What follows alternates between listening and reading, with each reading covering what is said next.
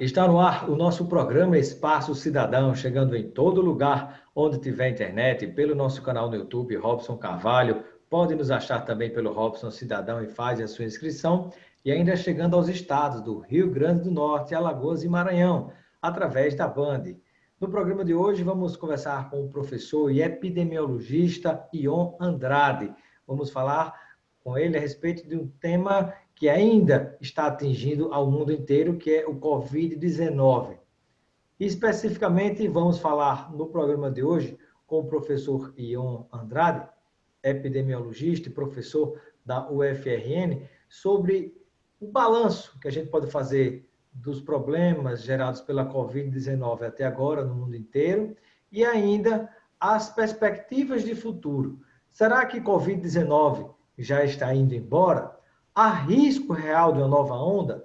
Tudo isso no programa de hoje com o professor Ion Andrade. Seja bem-vindo, professor, ao nosso Espaço Cidadão. Obrigado. Sempre um prazer estar aqui dialogando com você, Robson. Prazer tê-lo conosco, professor. E eu peço que, inicialmente, você possa fazer um balanço, junto a quem nos acompanha nesse momento, sobre os impactos para a saúde no mundo inteiro da Covid-19. Veja só, a Covid-19 ela colocou à prova as sociedades, todas as sociedades, né? Ela alcançou a totalidade dos países e, de forma mais ou menos grave, impactou essas sociedades, produziu muitas mortes e muitas sequelas, produziu uma paralisia parcial na economia, que teve um impacto no desemprego, na queda da produção de uma série de bens de consumo, no encarecimento de tudo que é produzido, uma redução do comércio. Portanto, ela teve um efeito muito além daquele mais diretamente ligado à saúde, né? Mas ela colocou à prova as sociedades nas características que as sociedades têm. Portanto, se saíram melhor na Covid as sociedades mais solidárias, né? Vamos pensar naquelas sociedades como a Islândia, por exemplo, que conseguiu praticamente zerar a Covid com uma ação preventiva que poderia até ter sido tomada a iniciativa no Brasil, porque eles mobilizaram lá aquilo que é mais ou menos parecido com os agentes comunitários de saúde, para produzir um rastreio muito eficiente e um isolamento daqueles casos que deram positivo para evitar o contágio, etc. Vamos pensar na Nova Zelândia também, que tem sido uma sociedade modelo sob muitos aspectos, na acolhida dos seus imigrantes, etc. Portanto, o que a gente enxerga é que as sociedades que têm uma coesão social mais forte também se saíram melhor. O Japão, né? Então, isso é uma lição que a Covid traz. Para nós, uma sociedade tão dividida como a sociedade brasileira, tão cheia de desigualdades, de injustiças sociais, a Covid nos golpeou de uma maneira muito violenta. Das maiores economias do mundo, o Brasil é que se sai pior.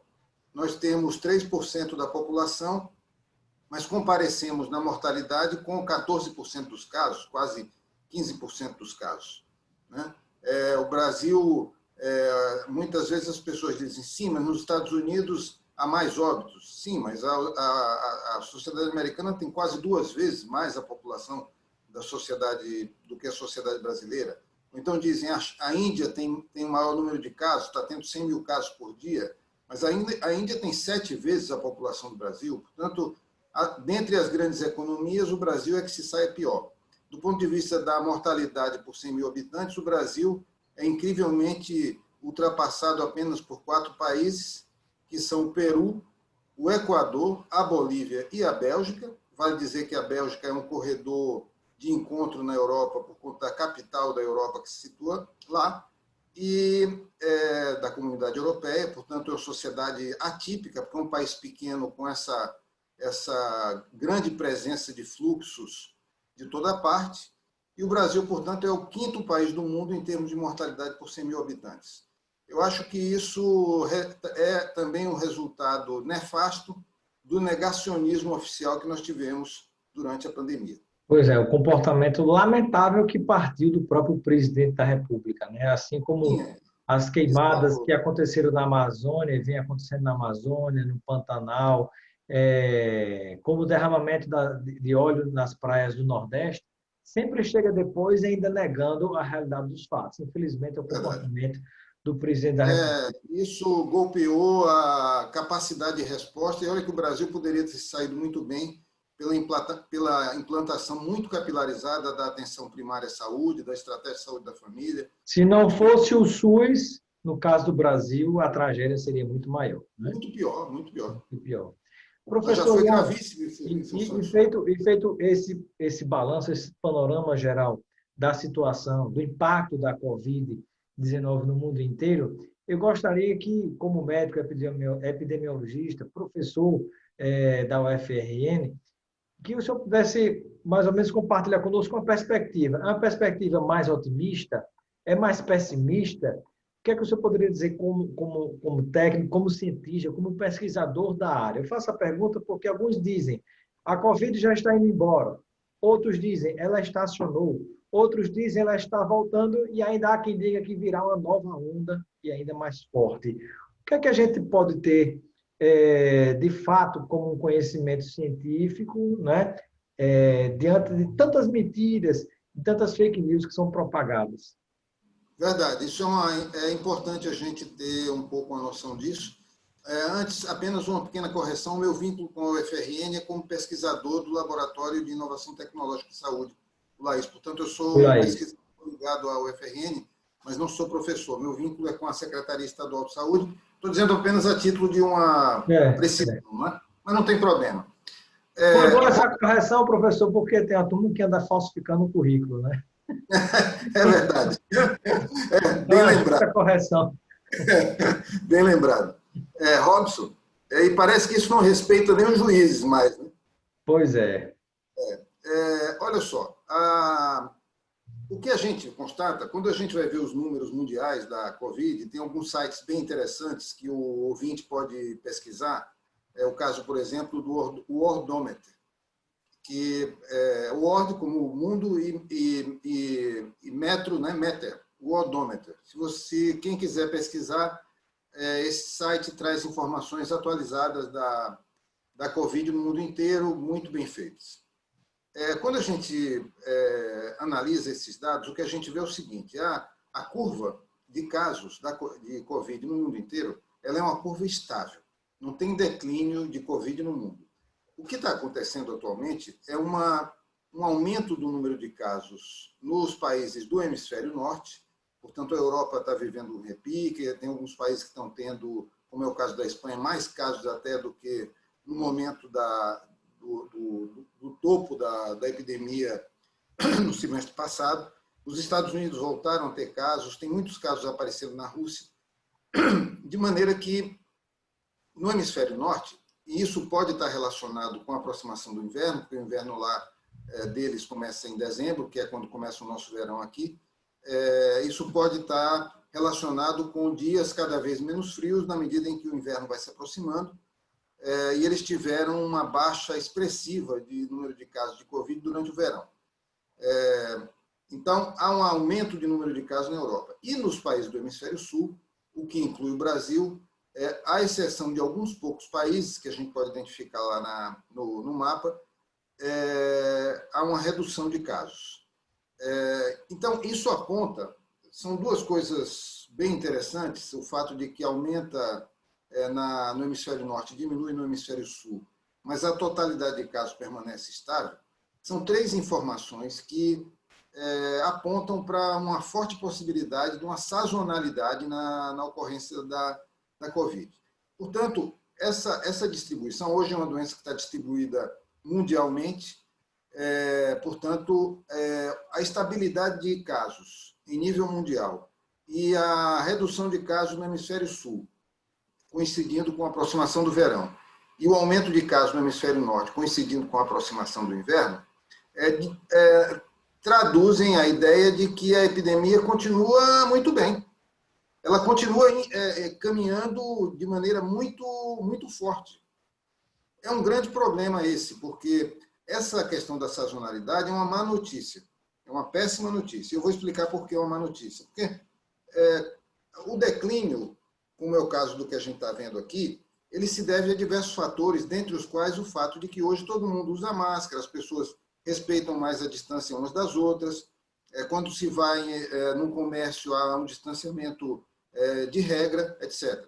Portanto, nós vínhamos observando o declínio como uma resultante do sucesso das nossas atitudes.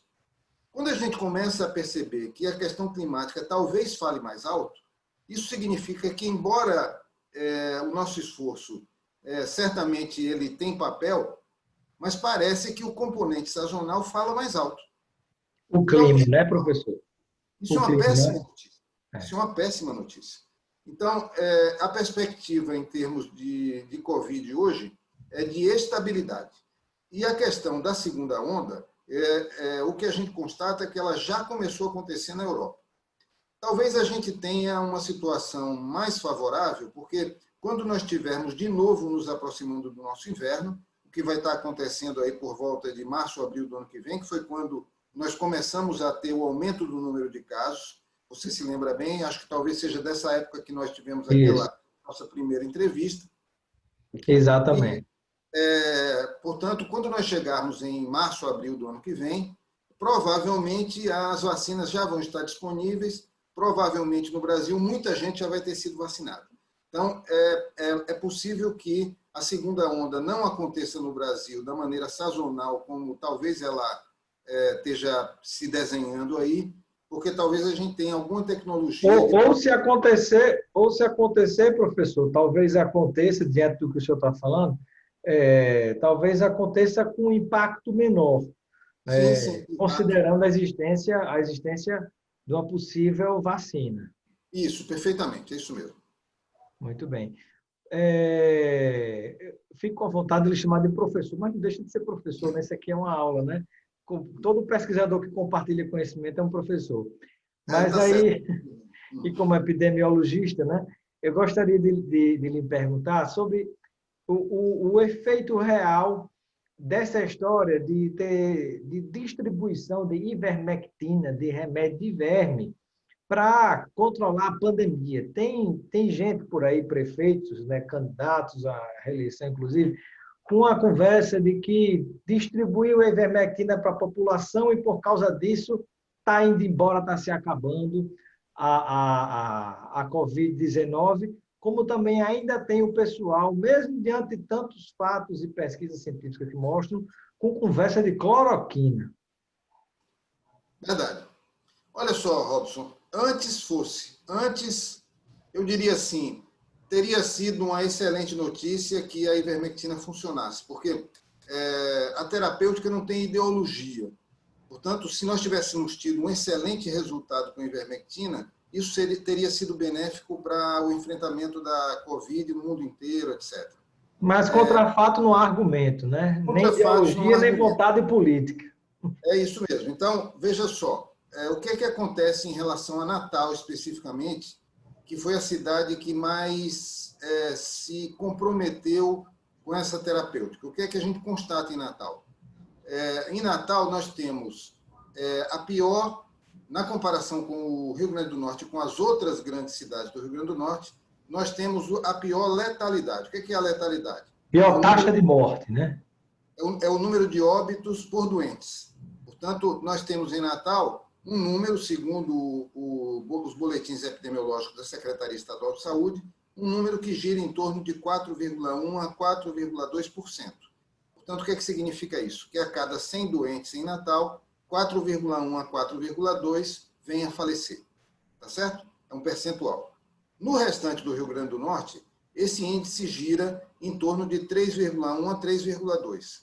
Portanto, é um ponto percentual a mais para a cidade que detém as melhores condições de oferta de serviços para a Covid, os leitos hospitalares dos hospitais privados, a maior proximidade da sua população com os hospitais, portanto, a gente aqui tem uma situação menos grave do ponto de vista do tempo de deslocamento das pessoas para os hospitais, a maior disponibilidade de leitos, né? A maior disponibilidade do arsenal de equipamentos para a realização dos exames e assim por diante. Portanto, Tudo isso deveria ter condicionado, tudo isso atuou em Natal e deveria ter condicionado uma letalidade menor do que a do Rio Grande do Norte. Mas a letalidade de Natal é maior do que a do Rio Grande do Norte. Então, esse é um primeiro aspecto. Mas a coisa não para por aí. Em Natal tem também um dos maiores índices, e é muito maior do que o do Rio Grande do Norte como um todo, do número de óbitos por 100 mil habitantes. Tá certo? Natal está com a cifra de 112 ou 113 óbitos por 100 mil habitantes. A média do Rio Grande do Norte gira em torno de 69 a 70 óbitos por 100 mil habitantes. Ou seja, essa história da ivermectina é literalmente conversa fiada, né? Só lembrando a quem nos acompanha aqui pela Band, o programa fica por aqui, mas você continua assistindo essa entrevista no nosso canal no YouTube, Robson Carvalho, Robson Cidadão. Nós esperamos você lá para ficar melhor informado sobre o que há de realidade em relação ao Covid. Acabou ou não acabou? Existe ou não existe segunda onda? Acompanhe no nosso canal no YouTube a continuação dessa entrevista. Professor, então, como eu disse, pelos dados que você está falando e que ainda está compartilhando com a gente, essa história de ivermectina é conversa fiada. Veja só, do ponto de vista da definição da informação, portanto, o que eu estou colocando é que a ivermectina parece não ter beneficiado os números de Natal, naquilo que ela deveria ter beneficiado, que é o de reduzir a mortalidade, porque isso teria um impacto em cima da letalidade, como também teria um impacto na mortalidade por 100 mil. Porque você não pode estar dando maciçamente um medicamento que pretende, portanto, tratar a doença sem que esses indicadores não sejam alterados, ou estejam em piores condições do que no restante do estado. Mas a palavra final, do ponto de vista científico, em relação a terapêuticas, só pode ser dada por um estudo, por um ensaio clínico, né, que é, como a gente chama, ensaio clínico duplo cego, portanto, que dá o medicamento e o placebo, e com uma população grande.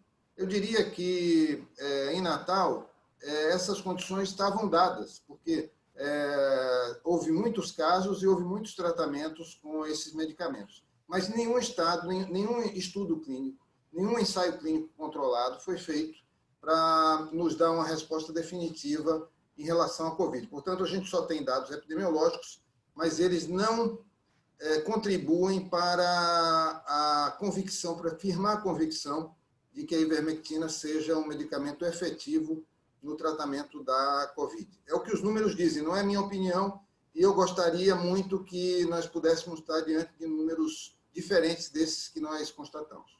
Sem dúvida. E quanto à cloroquina, professor, muitos ainda não sepultaram essa outra conversa fiada, né? A cloroquina, ela também não tem ensaios clínicos controlados, portanto, as informações se baseiam em estudos retrospectivos. Um dos maiores defensores da cloroquina, que era o presidente Trump, no internamento não a utilizou. Portanto, outra coisa é que ele vinha anunciando que estava fazendo uso da cloroquina como profilático. Portanto, toda semana ele tomava o seu comprimido de cloroquina e isso, obviamente, não demonstrou resultado efetivo. Ou seja, então, se ele pegou o vírus, né, caiu na mentira, né? O nome disso é o pega na mentira, né? Significa que ela não tem papel profilático e ele também preferiu não arriscar o papel terapêutico. Pois é. Incrível, né? Na hora você, com demagogia, você começa a receitar medicamento pensando no processo eleitoral e na ignorância de muita gente que acredita em qualquer coisa que ouve, mas na hora que atinge a si a doença do problema é você não faz valer o seu discurso, né? É só da boca para fora. É isso, exato. Eu queria dizer assim que acho que houve médicos e há médicos que legitimamente podem ter acreditado nesses fármacos, tá certo? Eu reconheço que isso possivelmente não tem amparo na ciência, ou de fato não tem amparo na ciência, mas o amparo é só na fé. Mas eu quero dizer que há pessoas honestas que podem ter acreditado nesses fármacos, né? Portanto, eu não quero fazer uma condenação em bloco de colegas que podem ter prescrito, receitado, acreditado e desejado que aquilo funcionasse. Portanto, eu estou sublinhando isso porque há, às vezes, um conflito desnecessário e que chega, às vezes, a temperaturas muito altas, né? Inclusive no próprio meio médico, e eu continuo convicto das minhas opiniões do ponto de vista do não funcionamento desses fármacos, e acho que eu estou amparado não somente nos números mais próximos, como é o caso de Natal, mas também no que a ciência diz. Mas eu tenho que reconhecer que a Covid mexeu com a ansiedade das pessoas, com a credulidade das pessoas, e muita gente não foi poupada Na verdade, isso aí, professor, tem sido o efeito de um outro vírus, né, que transmite, né, que infecta através de redes e mídias sociais, né, com literalmente propagandas políticas e agora até mesmo nessa área de fármacos, que influenciam e porque elas se comunicam diretamente com o perfil psicológico de cada pessoa que recebe na palma de sua mão. Até recomendo aqui, quem tiver a oportunidade de assistir alguns filmes como Privacidade Hackeada, e o mais recente agora, que também está no Netflix já fazendo propaganda, que é o dilema das redes sociais, né? Para que você tenha ideia do que nós estamos vivendo. Perfeito, é isso mesmo. Portanto, sem falar no interesse financeiro dos laboratórios de vender os seus medicamentos, etc., que também acaba compondo um gradiente de venda, né? Pois é. Então, tudo isso tem que entrar em linha de consideração no sentido de que a gente tenha uma certa, não diria tolerância, mas uma certa compreensão do fenômeno que levou tantos colegas, talvez, a uma esperança que, na verdade, vem se mostrando talvez muito vã. Pois é, lamentável isso. Bom, professor Ion Andrade, ele chama de professor de novo, pesquisador Ion Andrade, eu gostaria de agradecer a sua participação no nosso Espaço Cidadão. Seja sempre bem-vindo e eu deixo um momento final para que o senhor complemente com alguma informação que considere importante e, porventura, a gente não tenha abordado aqui nesse programa. Robson, eu queria dizer aos ouvintes que não recuem das medidas preventivas, acreditando demais no declínio da pandemia.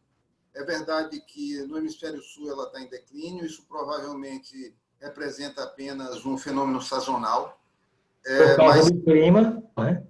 E, portanto, decorre do fato de que nós estamos nos aproximando do nosso verão.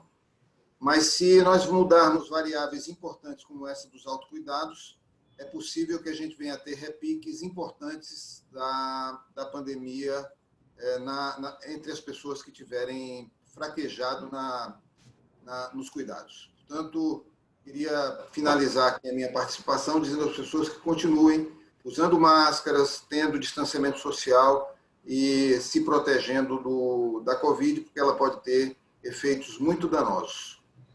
Muito obrigado, professor Ion Andrade, pela sua participação no nosso Espaço Cidadão. Eu que agradeço.